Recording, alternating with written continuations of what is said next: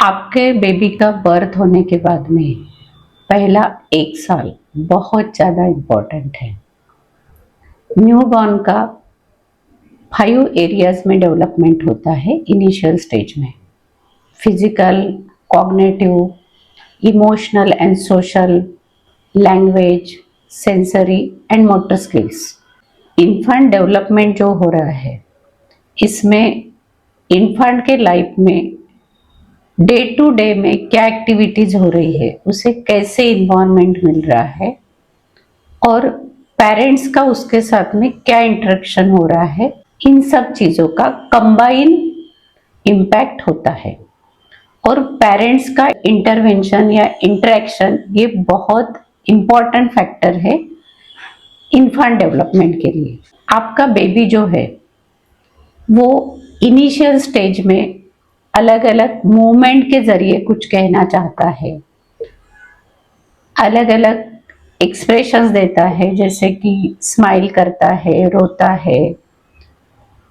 Smile करने का भी अलग अलग तरीका होता है, रोने का भी अलग अलग तरीका होता है।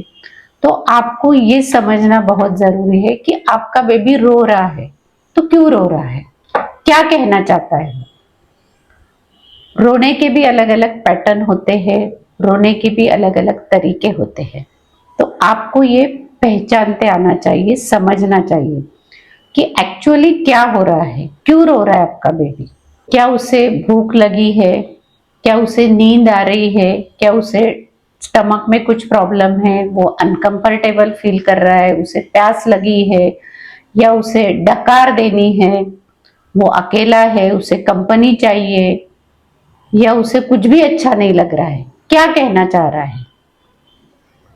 तो ये आपको समझना बहुत जरूरी है कि आपका बेबी रो रहा है तो क्यों रो रहा है, उसके पीछे क्या वजह है। स्माइल जो कर रहा है आपका बेबी, वो भी उसका कम्युनिकेशन का स्टाइल है, वो आपके साथ में कम्युनिकेट करना चाहता है। स्माइल के जरिए वो अपने एक्सप्रेशंस दे रहा है। तीसरा इंपॉर्टेंट फैक्टर है सकिंग। इनिशियल स्टेज में सकिंग के रिफ्लेक्सेस बहुत ज़्यादा पावरफुल होते हैं बेबीज में। सकिंग के जरिए वो अलग अलग सिग्नल्स ब्रेन को देते हैं। सकिंग उनके लिए सूदिंग भी होता है और उसे वो एंजॉय भी करते हैं। इसलिए आप देखोगे कि छोटे बेबी जो है वो अपने अंगूठा चूसते हैं या फिर उंगलियां चूसते हैं, वो सक करते रहते हैं, फिंगर चूसते हैं, हैंड सक करते हैं। तो ये उनके लिए बहुत सूदिंग और एंजॉयबल एक्टिविटी होती है। साइंटिफिक लैंग्वेज में इसे कहा जाता है ओरल स्टेज। यानी इनिशियल मंथ्स में आपका बेबी मुंह के जरिए, सकिंग के जरिए ब्रेन तक सिग्नल्स पहुंचा रहा है। जो भी चीज उसे दिख रही है वो मुंह में डाल रहा है, सक कर रहा है और सकिंग के जरिए ब्रेन को रिफ्लेक्सेस दे रहा है। तो इसीलिए आपको बहुत ज्यादा उस पर टेंशन लेने की या स्ट्रेस लेने की जरूरत नहीं। नीचे का भी कुछ उठा के मुंह में डाल रहा है, इनिशियल स्टेज में ये होने ही वाला है, आपको सिर्फ ध्यान रखने की जरूरत है।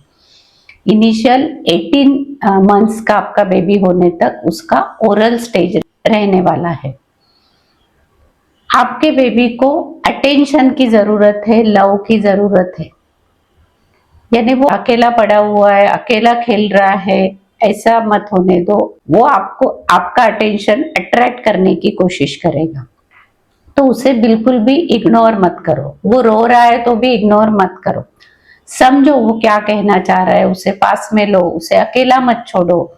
यानी जब जब आपको पॉसिबल है उसे कंपनी देने की कोशिश करो, लेकिन ऐसा बिल्कुल भी नहीं कि आप दिन रात उसे लेके बैठे हो, गोदी में लेके बैठे हो, ऐसे नहीं। उसे अकेला भी खेलने दो, उसे भी डेवलप होने दो, उसे भी अपना अपना वर्ल्ड एक्सप्लोर करने दो। लेकिन जब उसे कंपनी की जरूरत है तब उसे कंपनी भी देना है और उसे एंटरटेन भी आपको करना है। छोटे बेबी को जब आप सुलाते हो, अलग अलग प्रकार के क्रैडल्स आते हैं, पालने आते हैं।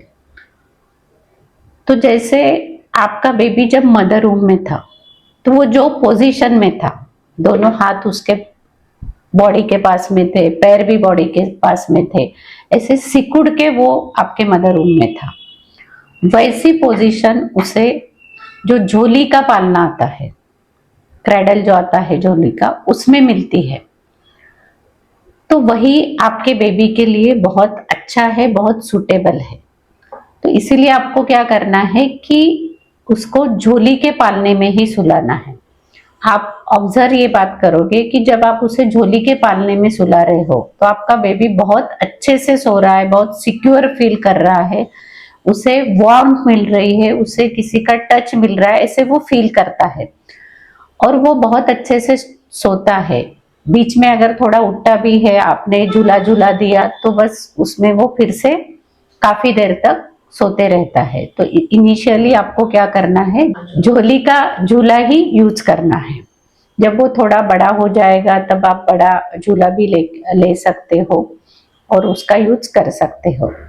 इसके साथ में ही जैसे आप बेबी को जब नीचे डालते हो, यानी आपका baby most of the time सोए रहता है या फिर लाइंग डाउन पोजीशन में है, तो उसे ऊपर बेड पे रखने के बजाय, यानी जो है सॉफ्ट सरफेस पे रखने के बजाय, अगर आप नीचे मैट डालते हो, फ्लोर पे मैट डाल के उस पे अगर आपके बेबी को नीचे रखते हो खेलने के लिए, तो ये हार्ड सरफेस क्या करता है, उसे अपॉर्चुनिटी प्रोवाइड करता है उसके हाथ पैर बहुत अच्छे से हिलाने के लिए, उसके इनिशियल डेवलपमेंट के लिए।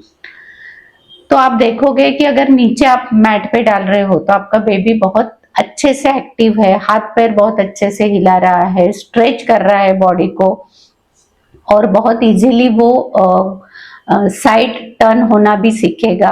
तो आप सॉफ्ट सरफेस के बजाय नीचे डालना प्रिफर करो, थोड़ी घर में जगह बनाओ और वहां पे उसे खेलने के लिए जगह बनाओ, मैट के लिए जगह बनाओ और उसी का यूज करो। और अगर आप उसे नीचे रखते हो तो गिरने का डर भी नहीं रहता है, क्योंकि हम जब गद्दी पे रहते हैं तो हमको ध्यान भी रखना पड़ता है कि बेबी गिर न जाए या साइड में ना आ जाए, तो नीचे वो भी डर नहीं रहता है। तो दोनों तरीके से ये यूजफुल है।